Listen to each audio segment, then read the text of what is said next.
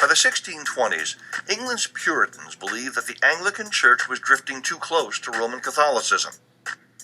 King Charles I, who resented the Puritans' growing political power, began to persecute them.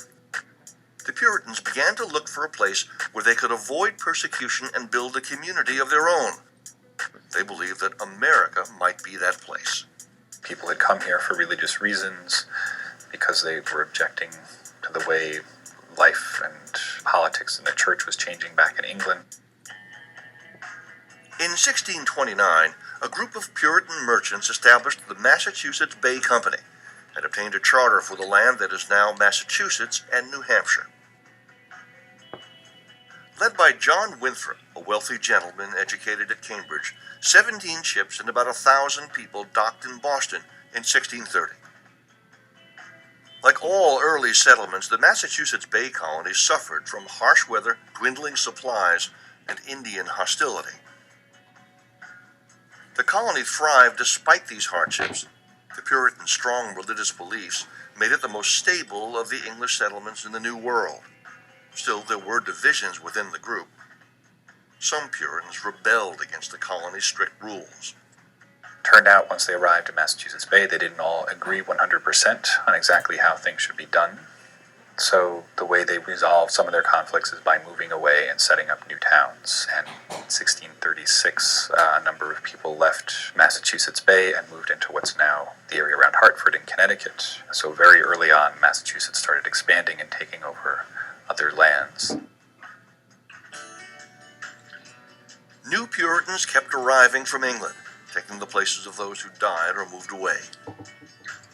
The Puritans valued hard work and celebrated material success as evidence of God's favor. Most believed they were part of a great and holy experiment, that the community they'd founded in Massachusetts would serve as a model for the rest of the world. Okay, we are going into our history notebook, so hopefully you have that out. The notes we take today will definitely help us complete this passport with all these questions. You should be keeping up with it.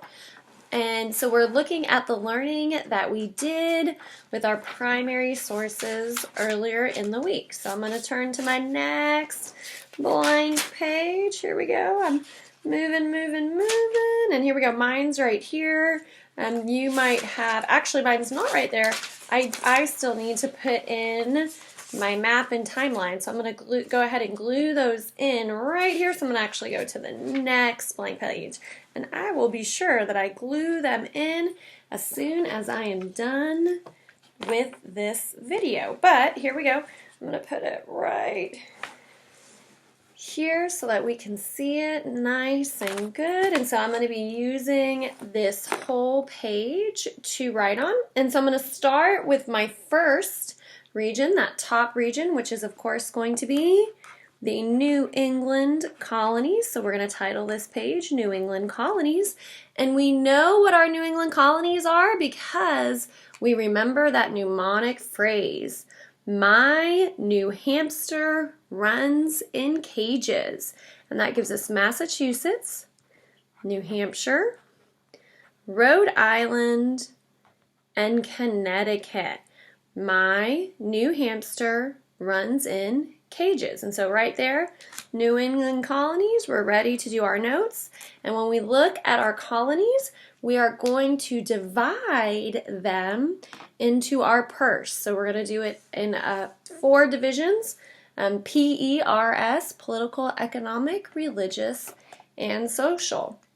So I'm going to go ahead and I'm going to write my P right here. Here's my political. And anytime I write political, I remind myself what it is by adding my little flag. It's for my kingdom.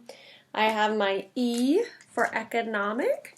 So let me write that pretty big right there. Economic, of course, has to do with money. My R is going to be religious. So here is my R. And I'm going to go ahead and put a cross, put little shining light surrounded the light of the Lord right there. And then I'm going to still move down in my notes. I have more room at the bottom. And I'm going to put my S for social. And of course that deals with the people. And so I have it divided into these 4 categories. I'm going to go ahead and put some nice lines in. I like to keep things looking nice and neat. It just makes it so much easier when we look at it and we study it. So here we go.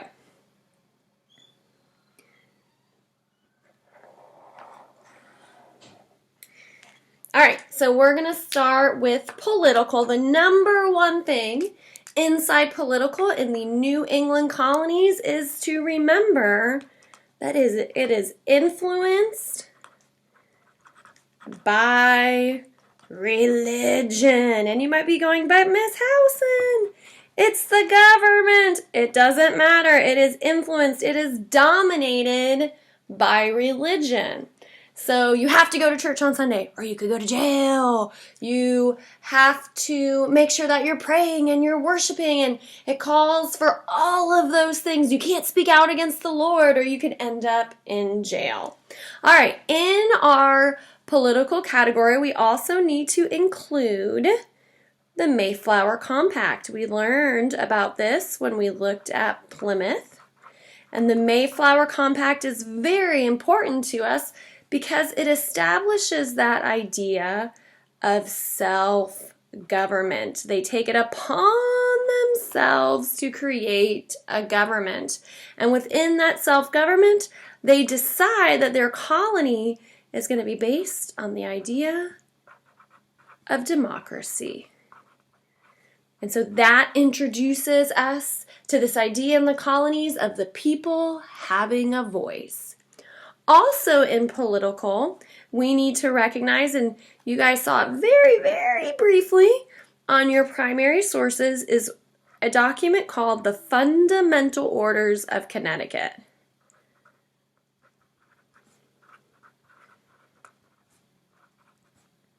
This document is going to serve as our colony's first constitution.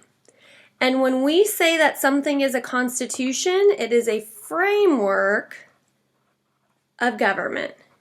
It sets out the idea of having different branches with different jobs. And so it's that first framework that we're going to see that's later going to influence the writing of the Constitution. And that comes out of Connecticut, the Fundamental Orders of Connecticut. But of course, both of these things are influenced by religion, which brings us to economic. Now, don't forget the most important thing in knowing anything within history is where you live affects how you live. Specifically, it affects how you make money. So when we think about the New England colonies, we need to remember that it's too cold. It's very, very cold. Brr.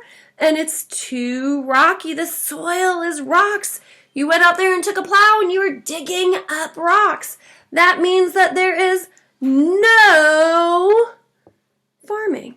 There's no large-scale farming. They're not going to have plantations. They're not going to have cash crops. Yes, somebody might have a little bitty garden, but that's not the same thing as farming. So instead, what their economic activities are going to be, I bet you can think of some because we saw some with our primary sources. They're going to be hunting, and they'll sell those furs and that meat back to other people. They'll be fishing, whether it's fishing in the rivers and the lakes or fishing out on the ocean. Whaling was big too with it. They'll be lumbering. There's lots of dense forests to cut down the trees, and they send that lumber back to Europe where they need it because they had cut down most of their forest. Shipbuilding. You're on the coast to begin with, so you need the ships, and they have all that lumber, and so they'll be able to do that. They'll be doing trade. That's big. So anything that is not farming, you're going to really find within this New England colony because they have to have a way to make that money. And with that trade, they're doing it because they're on the coast and they want to trade with Europe, with England. They want to send that stuff back. They want to take it to England and they want to make money. All right, here we go. We're going to move on to religion. In the New England colonies, the dominant religion that is going to be there is, of course, the Puritans. The Puritans settle in the New England area. They are looking for religious freedom. They were being persecuted in England. So they first come to Plymouth in Massachusetts, and then they settle all over the New England area. But remember, when we talk about religious freedom in New England, it is religious freedom for them. Here they are. They're escaping that persecution in Europe.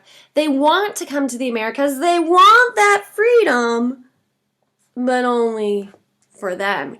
You better not move to New England if you are not a Puritan. But this idea of religious freedom, y'all, we still see this today. It starts in Plymouth, it starts in New England, and we see it today when we look at our Constitution and we look at our First Amendment. It is with us today. It started in 1620 when the Pilgrims came over, and when the Constitution is written in 1787, they remember it and they make sure that it is included in the Bill of Rights in the First Amendment. But let's not forget religion. This is big because we need to know that in New England, it dominates everything. Whether it is political, economic, or social, everything is dominated by religion and influenced by religion. All right, so here we go. We're going to move to the last one, which is, of course, social right here. Social, I'm just going to mention a few people that we do need to know. They were a little bit in our primary sources. We need to recognize their names. All of them have to do with religious freedom. And you might be saying, well, Miss Howson, why isn't that under religion? Because, yes, it has to do with religious freedom, but they're going to do a little bit more within that social realm. So one of them we need to know is a man named Roger Williams. And Roger Williams is going to found Rhode Island. Specifically, he gets kicked out of Massachusetts because he's talking about toleration. Let's be nice to people. Let's be nice to the Native Americans. Let's make friends. Let's accept other people. And the Puritans say, no! And they kick him out. He's actually going to be sent back to England. They're going to try, but he runs away and goes to the area in Rhode Island where there are Native Americans living, and they accept him in, and so he starts a colony there. He's going to be joined soon after by a woman named Anne Hutchinson. Anne Hutchinson was also in Massachusetts, and she wanted to preach the word of God. She wanted to preach the gospel. And when she wanted to preach the gospel, the Puritans were like, you're a woman. You can't do that. And so she also leaves, and she's going to go to Rhode Island, and she becomes this huge symbol of religious freedom, of the idea that women can also pray to God, women can also participate within the church. And it kind of starts the idea that women are going to have a voice too. We have another man, Thomas Hooker. And Thomas Hooker is going to found Connecticut because he's in Massachusetts. And he's like, oh, I like my church. I like my religion, but maybe we should let more people vote. Maybe we should let other people participate. And so he's going to go back up. Remember we talked about that fundamental orders. He's going to write that fundamental orders, that framework in which he says that we should give more people a voice. And in Puritan Massachusetts, that is not acceptable. The last thing within our social that we do need to recognize is, religion dominates. And so one of the things in the religion is you gotta be able to read the Bible. So if we want you to be able to read the Bible, you gotta be able to read. So they are going to value education. And with that valuing of education, we're going to get our first college, which is, of course, going to be the very established Harvard, which is still around today. And so when we look at New England, we can look at it with political, economic, religious, and social.